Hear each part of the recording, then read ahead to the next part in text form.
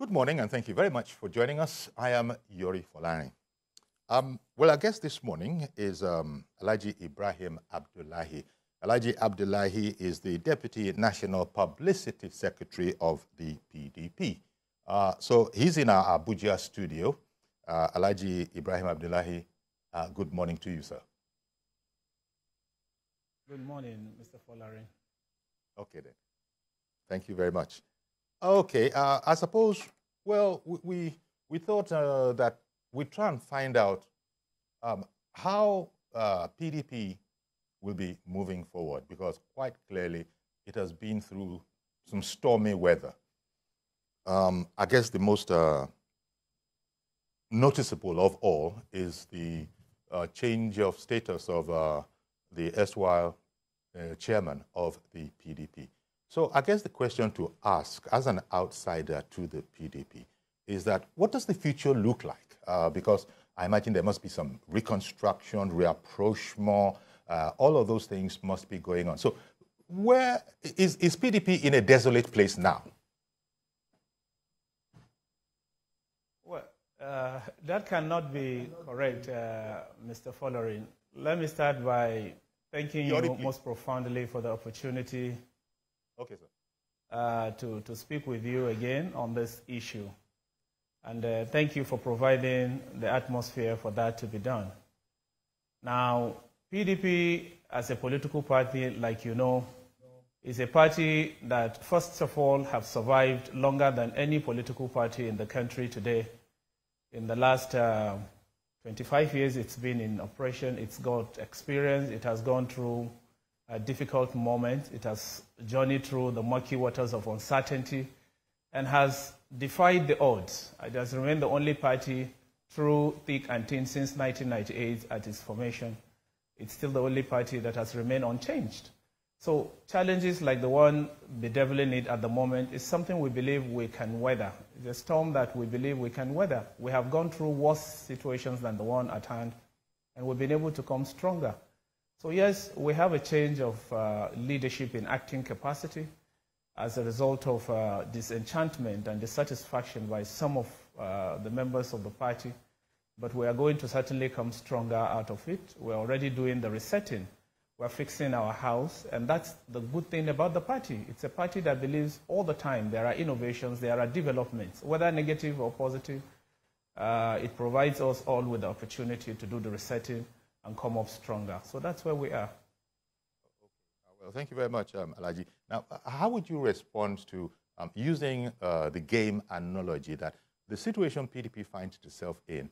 Using the analogy of tennis, some would say it's an unforced error in the sense that if the caucus, the nucleus of the party that is indeed, as you've just said, going to get to work and weather this kind of a situation, if they'd come in at that time, perhaps an unforced error might not have been committed. And if that was the case, so what is different now that will indeed open the way for that which you require for the party, which is reconciliation and moving on?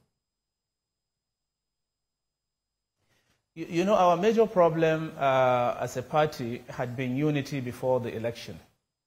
Before this recent presidential and governorship election, we ran into murky waters of uncertainty revolving around the unity of the party.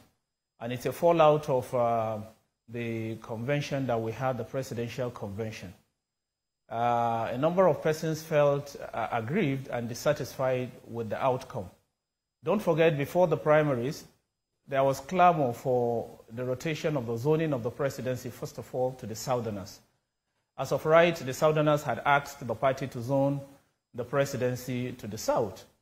And some of us said, no, I think the most important thing at the time was to allow a competitive atmosphere where the North and the South will jostle for the ticket, the sole ticket of the party. Anyone that will get the ticket would be justified and will attract the support of the entire members of the party for him to win the election. And that's because over time, PDP has lasted long enough now to go beyond this zoning formula. And that said, we went to the primaries. And the primaries, there were bad blood. certainly in a lot of developments that cropped up. First, you would recall Wike's loss to Atiku Abubakar for the ticket. Even though generally everybody commended Wike for putting an impressive show, and it was a fight that was justified, Southerners were not satisfied. A good number of them felt, no, we should have just zoned the party ticket, to the south. That way we would attract their support.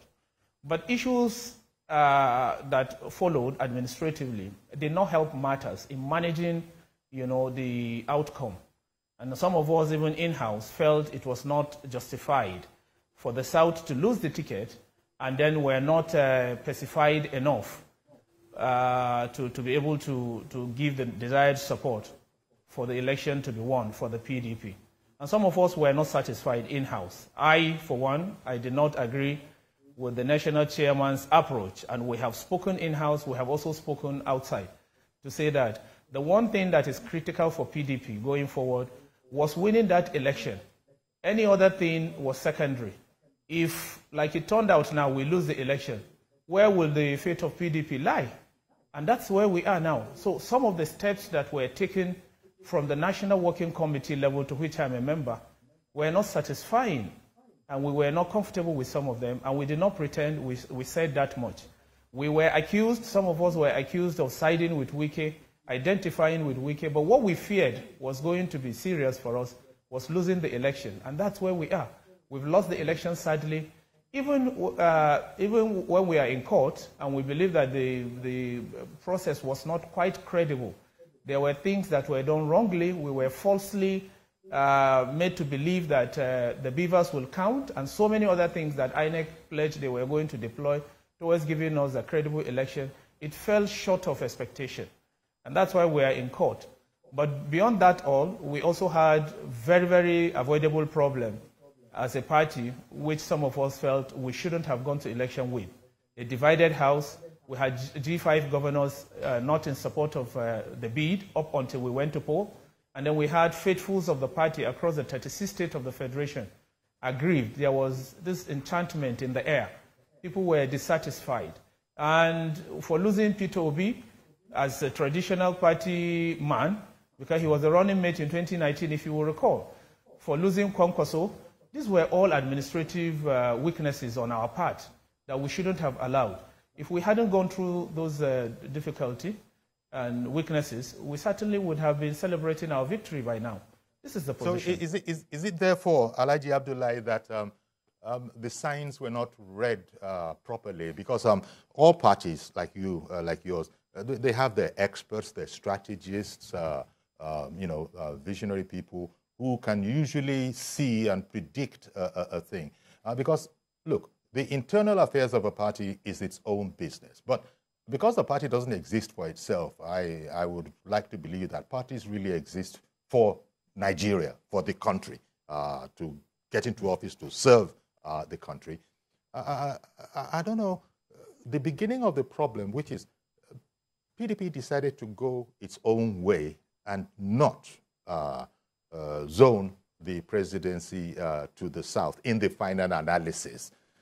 So because PDP is a national party, how is there a very big problem now explaining it to the ordinary Nigerian that this is indeed a national party if it decided to go its own way, as opposed to the national sentiment, which is there's no compulsion, as PDP proved, any party can go its own way. But for the non-party member who might be perhaps thinking of signing up, do you think that's a problem that you are also going to have to include in the ones that you are resolving as we go forward? Persuading the country, that is the ordinary person who might want to become a member, that you can go to PDP, because PDP is not playing ball the way everybody else is. Well, first, Mr. Folari, you would agree that after a party's life span has reached what PDP has been able to achieve, I mean, the lifespan of PDP now is 25 years going forward. And it has ruled this country for a period of 16 years. It has governors from the southwest, from the southeast, from the south-south, and of course from the entire north. And over this period, it has come to be associated with the people. People love the party and the party loves people. No political party as of today that has not metamorphosed into another political party since 1998, except the PDP. And for that reason, it is the only party that has defied the odds. That said, for Nigerians to even doubt that the PDP would be able to relax and remain as a time-tested platform for participation, it's going to be surprising because that's the only party that has proven. In fact, if not for the election that we said we are not satisfied with, I mean, by now PDP would have been in power. It has always been the problem to even the APC that has lasted the last 8 years and has brought Nigeria to this sorry state. You know that it did not take Nigerians 2 years of Buhari's presidency for them to regret, and they express it everywhere, in the market square, in the churches, in the mosques, in the places of work, every other place Nigerians have expressed their regret to go the way of APC in 2015. And we are all living witness to the massive degeneration and spoliation of our economy and the tragic fall of our beloved nation from the high point of glory in 2015 to this abysmal low. I mean, spiraling inflation and administrative incompetence has reduced even the quality of life of people, inhabitants of the villa, not just Nigerians, people who reside in the villa, who ideally should have the feel of the crumb out there, are the ones now complaining bitterly of how bad the system has been. Not to now talk of the generality of Nigerians like you and I. So the truth of the matter is that nobody should even... Alhaji, the generality of Nigerians still voted for APC, the ruling party. I mean, I just, want to just point that out because the way you make it sound, no administration is going to ever be perfect, but the generality of Nigerian people did indeed vote the ruling APC back into power. I don't think that's correct, Mr. Folarin. You will agree that we are in court first. The elections that we had recently is still in contention. PDP has not accepted, Labour Party has not accepted, and other political parties that participated in the election have not also accepted the outcome of that election. It is described as one of the worst elections in Nigerian history. And so it's not foreclosed yet. Since it is something that is subject to contention and it's before our courts, I don't think it's satisfactory, or it will be behoven of us here to sit and say that Nigerians voted for the APC. If Nigerians did, we will not be hearing what we are hearing, like the clamor for government of national unity, like interim government and what have you. So the fallout of the election... Surely you don't support those calls for a government of an interim national government. I'm sure you don't support that. Yes, I sure don't. I do not support that. It is either the APC has won the election or the PDP or the Labour Party, which will be determined in our courts of law where we are. Okay. One moment, sir, because Mr. George, calling in from Ikeja, are you there? Uncle Yori, good morning, and good morning to your guests. Good morning. Uncle Yori, it's very, very funny in our country. An election is only adjudged fair when the contestant in question is the winner. If you ask the other person that didn't win, you will say it was not fair. The same person, if he wins tomorrow, it becomes the best election. I think it is time we come to terms with truth. Your guest said something that caught my attention. He described the PDP as the oldest party in the system. Yes, they are 25 years. But when you look at the actions of the party in terms of management of crisis and affairs in the party, it doesn't seem to match the experience that they have. It doesn't, look at the primaries. You have a constitution, and that constitution is very clear on how to rotate power. You decided to bypass the constitution for the sake of one person. One person just came and said, look, let us set this constitution aside and it is for his own personal interest, not for the interest of the country, you agree. You don't expect people of integrity within that group to agree with something like that. And you know from experience that there are consequences for such actions in the elections itself. That is what has played out. And then the management of the group, the management of the people. For you to bring experience to bear, it tells on how you manage the group. Okay. When somebody does something wrong against the policy of the party, how you discipline that person without fear or favor. Not that you will take it from one person, then you don't take it from the other. Okay. So, Mr. George, thank you for calling in. Let me bring this to Alhaji Abdullahi. Considering the longevity of the party, how would you respond to the notion that, well, the implied experience didn't really show, considering the state that we're in now? Yes, I want to agree absolutely. It did not help us in the bid up to 2023 election. We honestly did not approach that election with a united and a common front. We were divided as NWC, that is the machinery that is responsible, for driving the affairs of the party. And that was the only problem that culminated in the loss of the election in the way we did. Because certainly there were a few things we should have done better. I agree. I said it at the onset. The experience that we thought we have and that we should have deployed in winning the election was not deployed. But like you will have on your screen, you could see how busy we have become since Umar Iliad Damagun has taken over in acting capacity. His Excellency has been part of the last administration of Iochia Ayu, and he's a person that has sufficient experience in party management. And now with the innovations and resolutions and the advice that we have opened the House to take in, we are going to get it right. We just want to be done with the few elections that are before us, like the 2 governorship elections that are pending and some senatorial and federal constituencies. And then we will call for NEC. The NEC Executive Committee of the party will meet to take a postmortem of what happened, who did what, and why they did what. At that venue, we would be able to aggregate the views of members and to be able to take the decisive decision to ensure that the party and those who misled it are not only reprimanded, but decisive decision is taken for the party to move forward. But certainly, the unity of the party was put to test.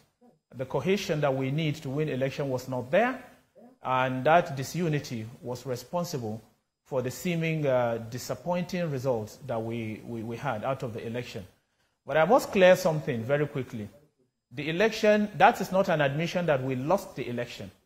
But throughout the life of PDP, never was a time PDP performed and went to election with less than 10 million votes in the history of its aspiration for presidency. This is the first time that is happening. But even when we are not satisfied with the outcome, we still believed that PDP should have done better than what it did if we had approached the election with a united front. All right. Thank you very much, Alhaji Abdullahi, especially for some of the forthright comments that you are making. Mr. Mohammed in Abuja is standing by. Good morning to you, sir. Good morning, Uncle Yori. Good morning. Yeah, I will repeat again, Uncle Yori. I don't know the politics of from 70s downward, but from 80s, I'm well aware because then I'm a young boy. I know the politics of 70 up to now. But for somebody to come on air and tell us that this election of 2023, that people went on severe hit of cash crunch because of politics, they deny Nigerians their money.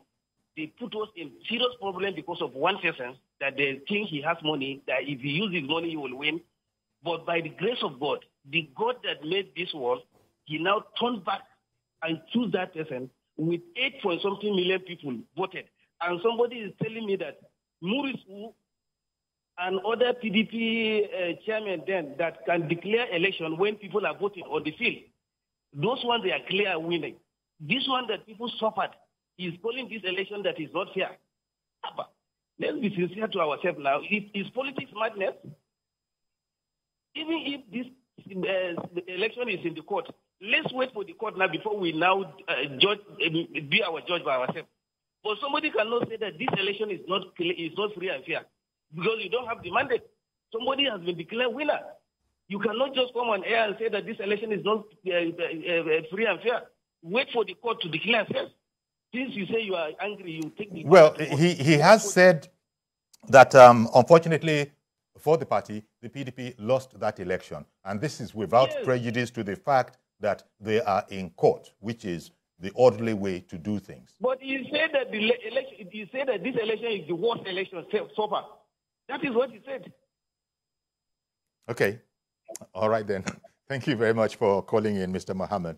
Mr. Abdullahi, you are our guest, and we did invite you, and it's because we want to know, we want to find out. And so we are not very likely to, take you on in a hostile manner. But whatever the guests, whatever the listeners do bring to the table, you might want to respond to, such as the case with Mr. Mohammed calling in from Abuja. He takes serious exception to your implying that there was anything whatsoever wrong with the victory of APC, and this does not mean that any party cannot go to court. Let me start by thanking you and commend your professionalism, Mr. Iori Folare. I've always said that the dexterity and professionalism that you have brought to bear in your job is second to none. I have spoken to virtually all the media organizations in this country. A moderator like you is yet to be seen, I must admit, and I'm not saying this to flatter you. I said this because the last time we spoke, you had Mr. Curtis Adigwa in studio. This same kind of disagreement ensued in the course of the conversation. But you were quick to remind him, and you quoted me verbatim. In fact, you went further to tell him that I was being hyperbolical. I remember this vividly. Every time I watch that video and discuss with people, I will be fair to you to say that this is exactly how to moderate, conversation. And today you have repeated the same thing by letting him know that I first admitted that we have lost the election, no thanks to our in-house disagreement. I also went further to say some of us did not go to that election satisfied with the approach and the steps that we have taken. I have gone further to say that we have been casted as pro-wikis within the NWC just because of our disagreement with the approach. Then I went further to say, even though we are not satisfied with the outcome, for which reason we are in court. And I went further to say that the election fell short of expectation. As long as he has lived, I've also lived in this country to believe that that election was the worst. How on earth will you have an election after assuring the international community and everybody?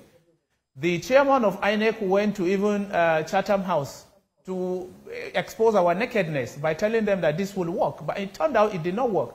Everything that he said he was going to do fell short of expectations. And then we resorted to the manual option. I mean, how long would we come as a nation and be truthful with ourselves? I am not sitting here to tell you that I have not accepted the announcement of the Federal Electoral Commission as having Tinubu, yes, Independent National Electoral Commission, as having Tinubu as the victor of that election. I've accepted as a Nigerian. But until it is determined, like he also agrees, in the court of law where we are, I will not be able to rest on my oars in describing the election as falling short of expectation. So that's just the position. Okay, Alhaji Abdullahi, thank you very much, and also for your very kind words. Let me bring on Mr. Ola now, also calling in from Abuja. Good morning to you, Mr. Ola. Hello, good morning, Uncle Yori. Good morning, sir. Yes, thank you very much. This is Ola calling from Abuja. Okay, go ahead, please. Hello, sir. Go ahead, please. We can hear you. Hello, can I go on? Yes, please. Go ahead. Okay, and I also greet the Deputy National Secretary in the studio. You see, first of all, let me put this forward. the fact that INEC declared that somebody was the winner of an election does not necessarily mean that, look, that was what transpired in the election. I still believe that, even though I'm a full-fledged Yoruba person, I still believe that Ashwaji did not win that election. Do you understand? Wait, Mr. Ola, you're losing me. You're losing me, and I'm not talking about audio quality. Did you just say that the fact that INEC declared a certain result does not mean that that's what transpired within the election? Because I'd have to, demur. Hello, sir. Yes, sir. Can you hear me? No, it's like the land is not, the land is fading. Okay, please carry on then. Please carry on.